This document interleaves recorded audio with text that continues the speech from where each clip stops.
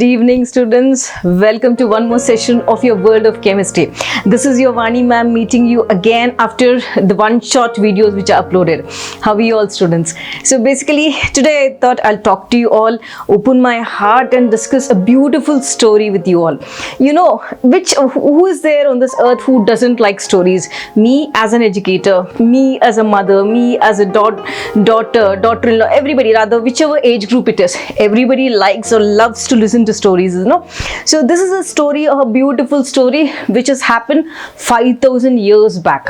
So before I tell or give you the caption of the story, let us listen to the story and come to a conclusion whether the story is really relevant to you all or not. Right. So once upon a time there was a boy. This particular story has happened, as I told you, 5,000 years back, and that too in a particular village called Hastinapura. So as I think most of the students would have guessed this. So this particular thing is about a small boy, right? I'll not reveal the name of the child. This child was the most dedicated, hardworking and passionate one.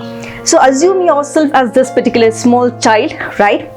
He was almost 12 years of age. So his thing was, whatever everybody has a passion.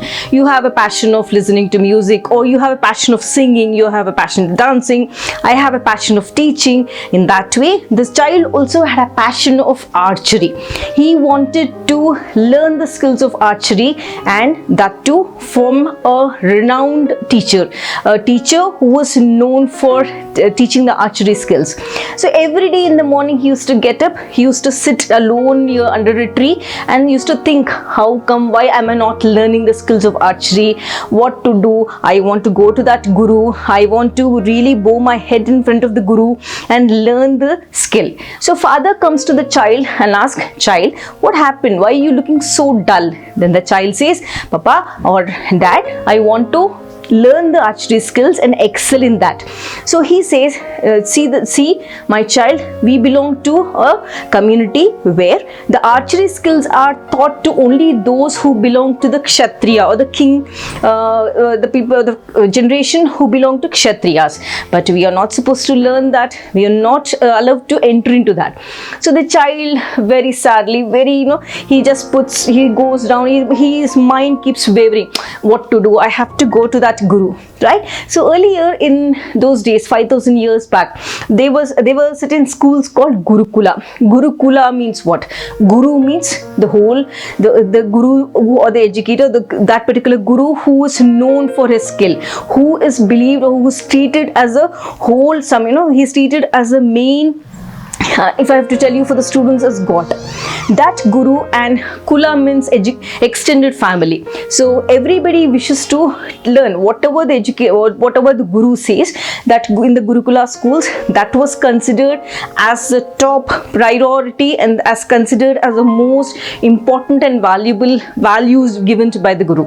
So this child wanted to go to Gurukula. He wanted to learn the archery skills with that particular Guruji, nothing but Dronacharya. I think little bit you're coming to the story. So one day he would be he goes to Dronacharya, right? The guru who really owns the Gurukula. Then he says, Guruji, I'm so and so. I wanted to learn archery skills from you. I'll be really blessed if you teach me. Then in that particular area, you'll be having, Arjuna, as this is taken from the epic of Mahabharata, Arjuna and different disciples standing around Dronacharya. Then he says, Guruji says, who are you? Which caste do you belong to? How can I teach you those skills? No, please go away. You are not eligible to learn those skills. That is what Guruji says. So the child with his head down, looking around, even Arjuna, who was standing near the sage, says, you are not eligible to learn from this guru, because only the generation who belong to Kshatriyas are eligible to learn this. So the child goes back, right? He will just leave that place with a sad note and goes to that particular forest. He picks up all the mud. He'll make one Dronacharya idol. So that Dronacharya idol, whatever he has seen when he met him, he keeps that idol, keeps it on one side, and every in the morning he starts practicing all the skills, whatever he sees while Arjuna was learning, other disciples of Kshatriya family were learning, he used to see all those skills and practice by himself, one after the other, one after the other. Then suddenly one day there'll be a dog which is barking and moving around in the forest. That really disturbs that child. What does he do? Immediately that child takes his arrow and starts shooting around the mouth of the dog. So he starts shooting the arrow in such a way that the mouth of the dog would be open, but nothing harms the dog. Okay, so in such a way, such skilled person he was, he used to he really shot that arrows in such a way that it will not harm the dog. That is what to be noted. So once the mouth is open, the dog couldn't bark and couldn't disturb his practice. So this dog started wandering. Finally it has reached that place where, because both Dronacharya, Arjuna and this child were almost in the nearby place. So the dog goes to that Dronacharya, means it keeps moving, wandering around. Dronacharya, Arjuna, everybody really gets stunned seeing that dog. Dronacharya gets up and says, wow, who is this child who is so skilled to just shoot at a dog without harming it, just to stop the dog barking? Then everybody starts searching for that child. Then parallelly, let us think about Arjuna also. Once there was a competition where Dronacharya has kept one fish on the top of the particular tree. A plastic sort of fish on the top of the tree. Then he says, all the disciples here who are there are going to first see what is kept above and tell me what is there actually. So he says, one disciple comes, sir, I'm going Guruji, I'm seeing only the sky. That is the person's focus. One more comes and says, I'm seeing the tree. One more comes and says, I'm seeing the leaves. One more comes and says, I'm seeing the birds. But when Arjuna comes, he says, Guruji, I am seeing only the eye of the bird. Such beautiful focus Arjuna had. This side, Arjuna had the focus of just observing the eye, which he has to hit with his arrow. This side is the child who has shot the dog with all the arrows without making or harming the dog. So two of them, both Dronacharya was the Guruji for them. So finally Guruji and everybody starts searching for that and comes to this particular child. They'll call the child and he'll make him stand in front of him. Then he asks, child, who are you? Then the child bows his head and says, Guruji, I am your disciple. You are my Guruji. I am the child who has come to you exactly a few months back. You said I asked you to teach the archery skills, but I am pleased and grateful to you, Guruji, because of you I have learned all the skills of archery. Then Dronacharya gets stunned and he gets up and says, who are you, child? I have never taught you. It is only Arjuna whom I have taught to. How come you have learned the skill? No, you are lying. The child says, no, Guruji, I have kept the mud idol of yours and I am learning the skill every day from you. So that is where I have learned and excelled in the whole struggle. Then Dronacharya, I understand, Guru is considered as an almighty God. That Guru didn't accept that. Out of little bit jealousy, he said, no, you are not going to take all the credit, because Arjuna deserves to be the king who deserves to learn everything, all the archery skills. Then this child says, Guruji, whatever you want, I am going to give you. Please don't say that. Then Dronacharya says, okay, you are going to give me a Guru Dakshina. If you give me the Guru Dakshina, I'll accept you as my disciple. Then he bows and says, yes, Guruji, I'm going to give you the Guru Dakshina. You ask me whatever you want. Whatever you wish to, you can ask from me, because I owe you. You are my Guruji. I take that. Immediately, students, what Dronacharya has asked? Dronacharya said, you give me your thumb. You cut your thumb and give me.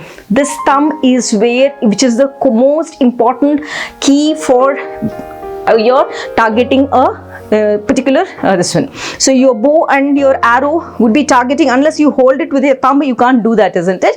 So he says, you cut your thumb and give me, so that what is there? The Guruji wanted Arjuna to excel, right?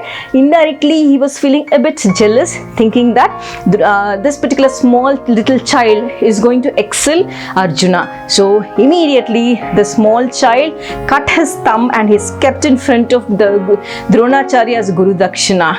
Great, and hats off to that child. Do you all know, students, who's that child? The child is nothing but Ekalavya. Ekalavya, great. That particular word is the indication of the whole story. Eka, the one and only person. So after that, after donating that particular thumb, he went back using this middle finger and this finger. He again has developed the skills of archery. So how wonderful. The main reason Vani Ma'am is standing in front of you to tell that, remember, a student who has focus on anything. Now this is the pandemic time. You're all thinking, no problem, 4 months exams are there. I can do anything. Board pattern has changed. 30% syllabus has changed. Please be focused. Ekalavya, that particular child, has really enhanced his skills without a Guruji. You have your online classes, you have your schools going on, you have everything. Google is full of information, YouTube is full of information, your parents are buying books for you. But what mistake you are doing? You are not taking that into consideration. Please be focused. Please be dedicated. Remember, there were days where great people used to sit under street lamps and study. Are they not great? Are they not known to us? I think you all know people who sat under the trees, who sat under the lamppost and studied, have excelled. They are in the history now. So students, this is this important story which will explain how to be focused. Everything is provided to you, everything your parents have given to you, but what is missing? Your focus. Please focus on the things which you are doing. When you focus on the things which you are doing, keep only one target. I am a student. What is my target?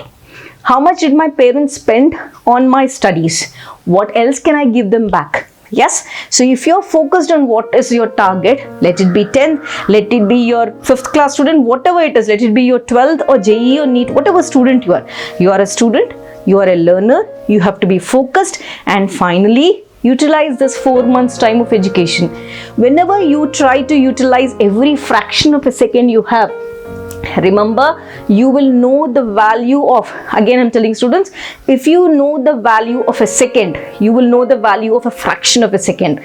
Remember, fraction of a second can change lives. If you take that into consideration, again I'm telling you, you will be one of the bestest student, just like Ekalavya, who has really, who is there. See, 5,000 years backstory, I'm able to tell it to you because he was known for his focus. He was known for his dedication. So I request all the students, please remember, you as an individual, try to focus. Try to dedicate for what your parents have spent for you. They have spent money. They will not tell their problems. They have spent so much money for you, so that you have to prove one day and say, my father or mother or whoever it is, see, I'm your child. I have proved as an individual after coming onto this earth. Thank you so much, students, for listening. Be focused, be dedicated, and prove yourself. Thank you so much. This is your Vani ma'am. Thank you once again.